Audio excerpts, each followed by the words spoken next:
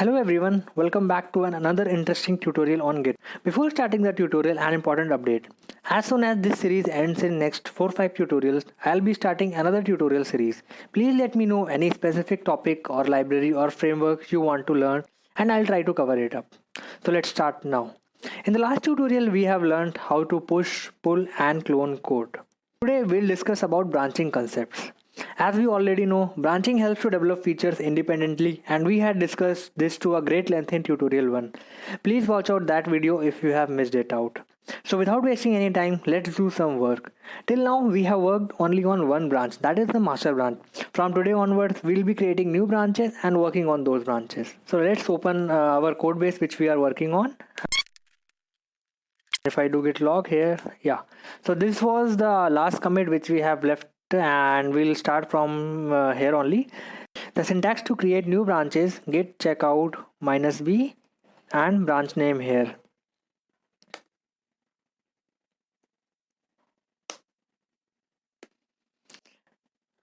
So we'll try to update our contact us by creating a new branch: git checkout -b update contact us.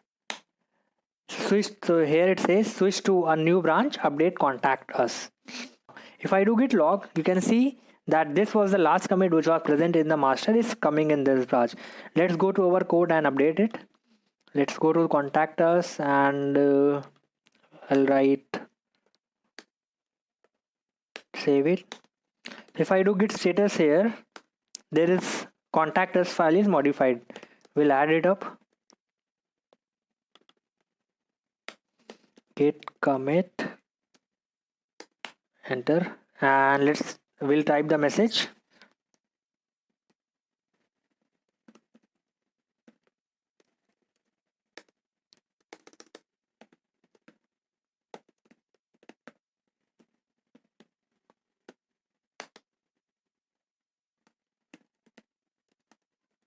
For our understanding, let's add branch name in our commit message. The branch name is update contact. Yes, let's save it up. Git log. A new commit is formed here which says update head tag in contact us, and what this is the branch name.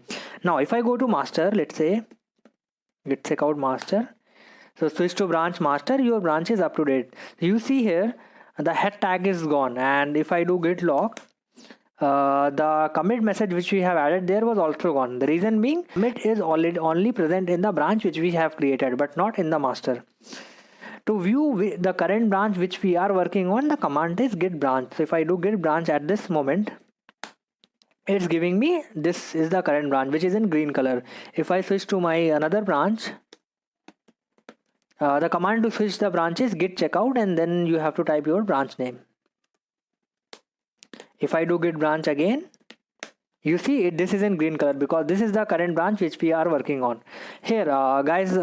So here you can see, like in my terminal there is website, then it's git, and the branch name is already here. This is a plugin called OhmyZSH which I have installed. In the default flavor of Ubuntu, you won't be seeing it up, and you have to do git branch. The OhmyZSH is actually very awesome plugin because you can directly see the branch here without doing anything, and if you do any changes, it also gives you here only by giving a certain symbol. So let's get back to our previous thing, and since now I'm on update contact us branch, I can create a new branch from here and do some changes more. So git checkout -b, let's name it update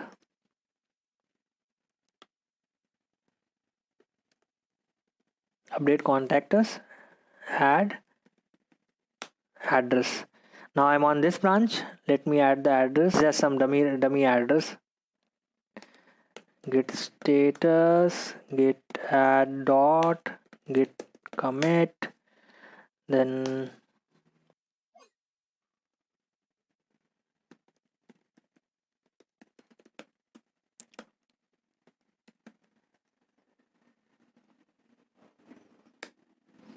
typing the branch name.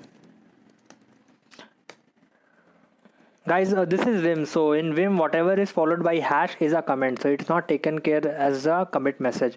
So I just have uncommented it and just pasting it up. Okay, if I do git log here, you see I have one more commit added, which is in this branch. If I go to my master, git checkout master, if I do git log, see there is no commit present in the master here, which we have added in another branches. So to get the changes from one branch to other, there are two things. Either we can merge the branches or we can take the pull of one branch in another branch. So first of all, we'll try to merge the branches. To merge the branches, the syntax is git merge and then we type the branch name. Before that, an important concept. So let's try to understand it by using commits. So in this figure, all the alphabets A, B, C are commits. So we have let's say master branch, then you have a one branch, branch 1, branch 2, and then you have sub branch 2. So suppose you create two branches, branch 1 and branch 2 at the point C, and then you create a sub branch 2 after you have committed H. So the branch 1 will contain all the commits which are present in the master. So branch 1 will contain commits A, B, C and then D, E, F. Branch 2 will contain all the commits of master and then whatever commits which we have done in this branch. So it's basically A, B, C and G, H, I. Similarly, sub branch 2 will contain the commits A, B, C, G, H, then J, K. Suppose you are working on sub branch 2, then you switch back to branch 2 and made another commit I. So this commit is done in branch 2. So this commit won't be present in sub branch 2. We'll do this as well. So if I go to my branch, git checkout, update contactors, I'll just add one random meta tag.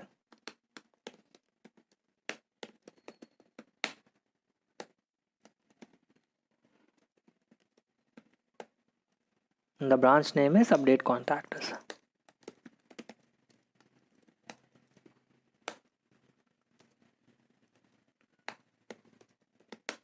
So we have added one more commit here. If I switch to git checkout,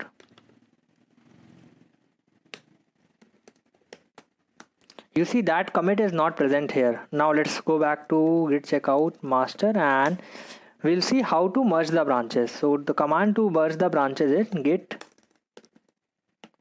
merge and then you type the branch names. So now I am on branch master, and if I do git log, you can see after this H3, these two commits which we have done in branch update contactors are coming here. There is another way by which we can get the changes of one branch to another by creating a pull request. So pull request is something, we'll see it out. So first of all, the changes which we have done, let's push it to our remote server. Git push and origin. Okay, so here if you see, Git is giving me a warning that push.default is unset. So if you read it up, we will see that there is two things. One is called matching and one is simple. So matching is basically, since here we are pushing but we have not specified any branch. A general convention is whenever you are pushing, you just give any branch. But if you have not given any branch, then if the push.default is set to matching, then we'll push the local branches to remote branches with the same branch name. Let's say on your github.com you have a branch which is by the name of master. So the changes which are present on your local branch will be merged to the master branch. But let's say if the branch is not present, it won't happen.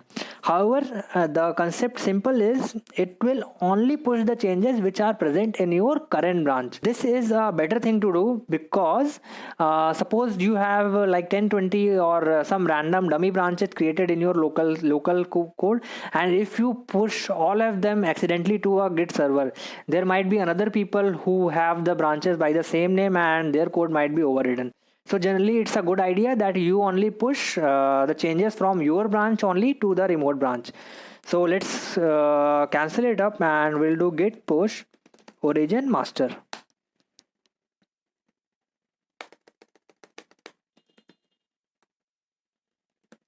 Git checkout and update contactors. Git push origin update contactors. And similarly, we'll push the changes for our third branch as well. Git checkout. So if you see here, I have to type my username and password a lot of time. I can this also can be avoided. We have to basically configure our local so that these changes could be done. I haven't configured it yet, but I'll be doing it.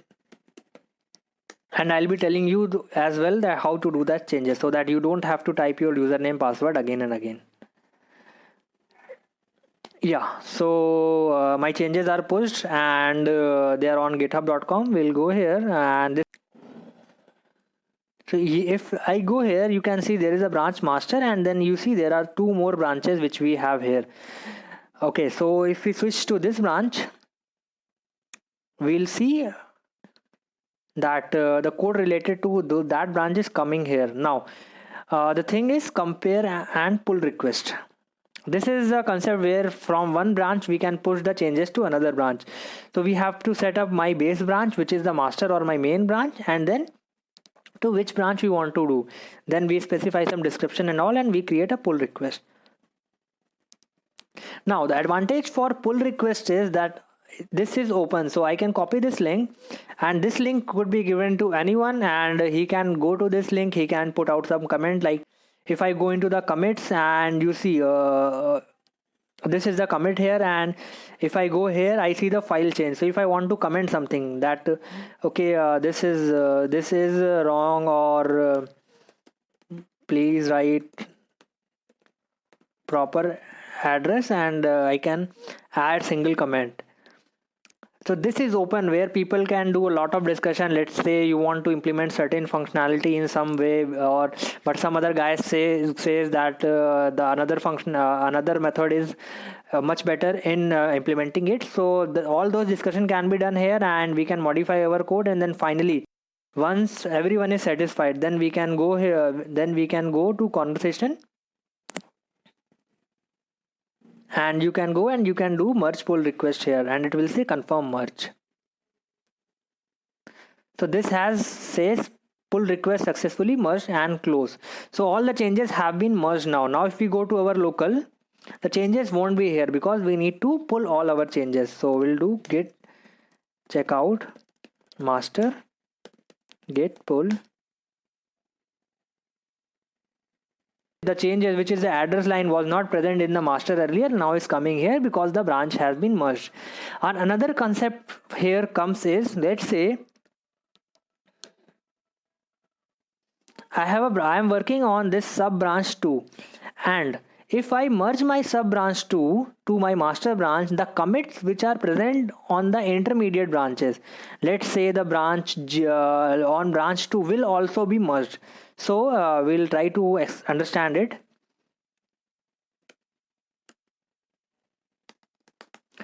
I will create one more branch, git checkout -b, and let's name it test branch 1, and we'll add one more. Take another branch out of it, git checkout -b, and it is test sub branch 1. Don't worry about the commit message, I am just randomly writing those down. Now if I go to my master, git checkout master, both the lines are not present here. Now git branch, so these are the two branches. The test sub br1 is taken from test br1. If I do git merge and you do git log, you see the commit which was present on test branch 1 is also here, and the commit which is present on test sub branch 1 has to come here. So if you see, both the lines are coming here. So this is about creating the new branches, switching between the branches, or how to merge the branches. Next let's talk about how we can delete the branches.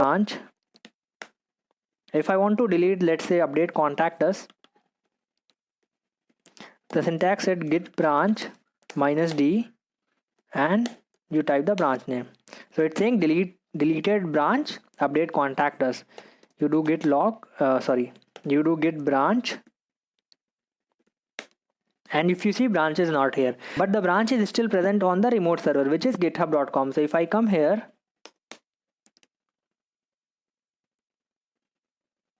and if you see here, the branch is already present. So if you want to delete the branch which is present on the remote server, the command is git push origin hyphen d delete, and then your branch name, which is update contact us.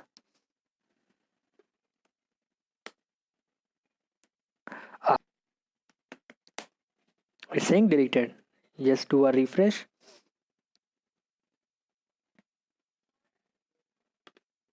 And the branch is deleted. Similarly, let me create one more branch, and there might be a time where you are not able to delete it, and it happens when your branch is not merged. Since we had already merged our update contact us branch to master, it is allowing us to delete. So if I do git checkout -b, and I'll create test br2, and we'll go in our code base.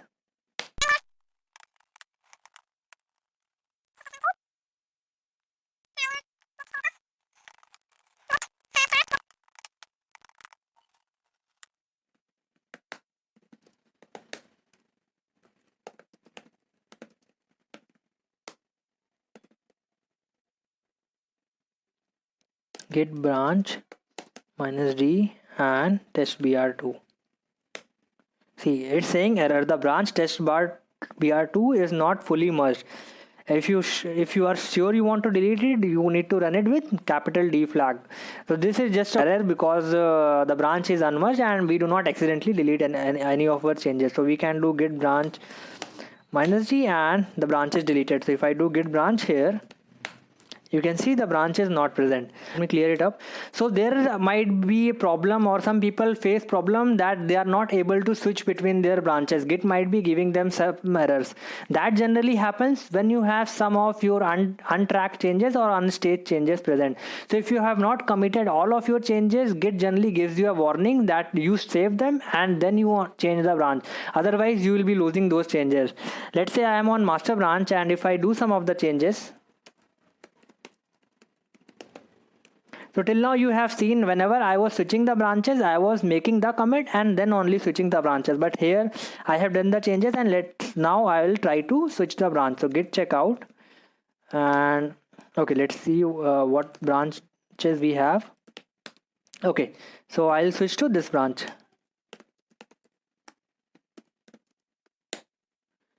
So it's saying error, your local changes to the following files would be overwritten by checkout. Please commit your changes or stash them before you can switch branches. So either you commit your changes or stash your changes. So stash is basically you are not saving your changes in your current branches, but you are saving them so that you can use them later on. Stash is also a concept which will come, and we'll be clearing it out in the future tutorials. But for now, we can simply do git stash. So if you see, now my changes is saved somewhere. If I want to see, it will be git stash pop. So it will pull out whatever changes I have done and it will push it here. We'll discuss stash in detail, but for now let's try to switch the branches forcefully. Git checkout -f. We need to give -f, which is a flag for forceful, and then we'll type the branch test br1. And you see, switch to test branch 1, but our changes are lost. Even if I now switch to master, I don't have my changes here. Now the last thing in the branching we'll know is how to rename the branches. We can also rename the branches which are present on our local system as well as the branches which are present on the remote system. So I'll switch to my test branch. And if I want to rename it, the command is git branch -m, and then let's say new branch name. So I'll rename it new test branch. So if you see, it has been renamed to new test branch. If I do git branch here, you see the test branch 1 has been replaced by new test branch. Similarly, there is another way to rename the branch, and it works irrespective of which branch you are in. Like this command or this syntax will only work if you are present on the current branch which you are working, but the other syntax, which is you switch out to your another branch, any branch will switch to master. And now let's try to rename this branch to our older branch. It will be get branch -m, then you type out your old branch name, and then let's rename it, or let's switch back it to older name, and get branch. You see the branch is renamed. So this is when we are renaming our branch locally. Similarly, the concept to rename the branch on remote server is you delete your older branch on your remote server and then push the changes in your new branch. So the branch which is present on remote server is master and update contact us address. Yeah, so we'll try to rename this branch. So first of all, we have to rename this branch in our local system. So we'll do get branch -m, then old branch name, and then new branches update contact us addr. So the branch is renamed. If you do get branch, then get push origin -- delete, and then this is the branch name.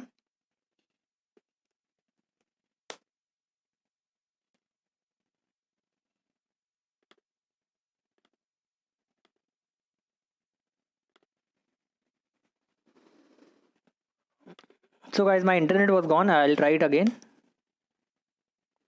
Username. Yeah, so the branch is deleted. Now you go to this branch